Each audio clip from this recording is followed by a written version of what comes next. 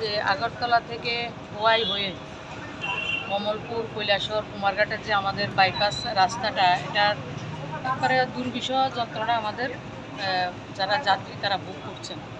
তো এটার জন্য বিভিন্ন ধরনের অসুবিধার সম্মুখীন আমাদের রাজ্যের যারা প্যাসেঞ্জার, সুধী নাগরিক থেকে সবাই এটাকে সমস্যা তৈরি হয়েছে এবং রাস্তাটার অবস্থা আমরা যেটা দেখেছি খুবই খারাপ।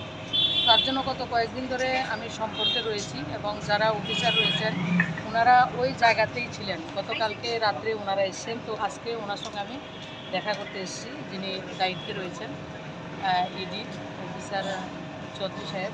তো কথাটা যেটা হয়েছে, খোয়াই এবং আগরতলা পর্যন্ত যে জায়গাটা সেটা হচ্ছে 137 কিলোমিটার। কৈলাসহর যেটা আমাদের রাস্তাটা, বাইপাস রাস্তাটা যেটা হেজামারা হয়ে সুবলসিং হয়ে গেছে, তো এর মধ্যে টোটাল 32 কিলোমিটার রাস্তার অবস্থা খুবই খারাপ।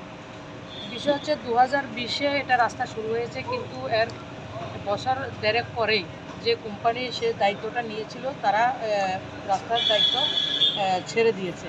ওরা ছেড়ে দিয়েছে, ওদেরকে KLD যেটা তাদেরকে টার্মিনেট করা হয়েছে। এবং এরপরে দোসরা একটা কোম্পানি এটা হয়েছে, সাউ কোম্পানি, যে সাউ কনস্ট্রাকশন, যেটা ঝাড়খণ্ড থেকে এসছে, তারা এই কাজটা শুরু করেছেন। এবং NSICDL যেটা আমাদের ন্যাশনাল হাইওয়ে, তারা দেখছেন, তারা CRRI একটা যেহেতু সমস্যা তৈরি হয়েছে, একটা সমীক্ষা একটা কোম্পানিকে দিয়েছেন রিসার্চ করার জন্য কীভাবে এটাকে ঠিক করা যায়। তো ওই রিপোর্টটা এখনও আসেনি। তবে তাদের নিতিন গাডকারিজির সঙ্গে ওনারা কথা বলেছেন। আমি ব্যক্তিগতভাবে অনেক জায়গায় কথা বলেছি রাস্তার দুরবস্থা দেখে। তো সেটার জন্য দেখুন, আমরা জানি আমাদের যে প্রধানমন্ত্রী রোডওয়েজ, হাইওয়েজ, এয়ারওয়েজ থেকে শুরু করে ওয়াটারওয়েজ সব জায়গাতে মানে বিচরণ রয়েছে। এবং আমাদের এই সরকারের সবচেয়ে রাস্তাঘাটের রাস্তা, এয়ারপোর্ট ধরুন, আপনার রেললাইন ধরুন, আপনার ফ্লাইওভার হোক, আমাদের মেট্রো স্টেশন হোক, এই ন্যাশনাল হাইওয়ে হোক, সব জায়গাতে আমাদের কাজ খুব ভালো হচ্ছে। কিন্তু সেই জায়গায় আমার দেশের প্রধানমন্ত্রী এত ভালো কাজ করছেন, রোড কনস্ট্রাকশনে আমাদের নিতিন গাডকারি যে এত ভালো কাজ করছেন, কিন্তু আমাদের স্টেটে একটু ছোট্ট একটা সমস্যা তৈরি হয়েছে। তার জন্য আমি এসেছি এবং জানকারি যেটা নিয়েছি, ওনারা বলেছেন আগামী এক সপ্তাহের মধ্যে যেটা সুবলসিংয়ের সমস্যা রয়েছে সেটা এখন থেকে চলা শুরু করেছে, আরও যাতে বেটার হয় সেদিকে লক্ষ্য রাখছেন এবং আগামী 1 বছরের মধ্যে রাস্তাটা ওনারা সম্পূর্ণ ঠিক করবেন, যেটার জন্য বাজেট রয়েছে 997.4 কোটি,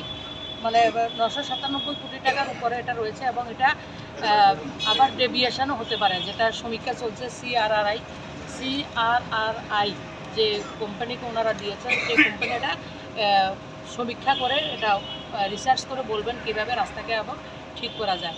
তো আমিও একজন নাগরিক, আমারও দায়িত্ব রয়েছে, তার জন্য আমি এসেছি। তাছাড়া আমাদের চোরাইবাড়ি থেকে খয়েরপুর পর্যন্ত যে 4 লেন রোড, এটার জন্য কথা বলেছি। 191 কিলোমিটার রাস্তা, সেটার মধ্যে আমবাসা থেকে মুন্দিয়াকামি এখন স্টেট গভর্নমেন্টের কাছে রয়েছে, এখনও ন্যাশনাল হাইওয়েতে সেটা হ্যান্ডওভার করা হয়নি।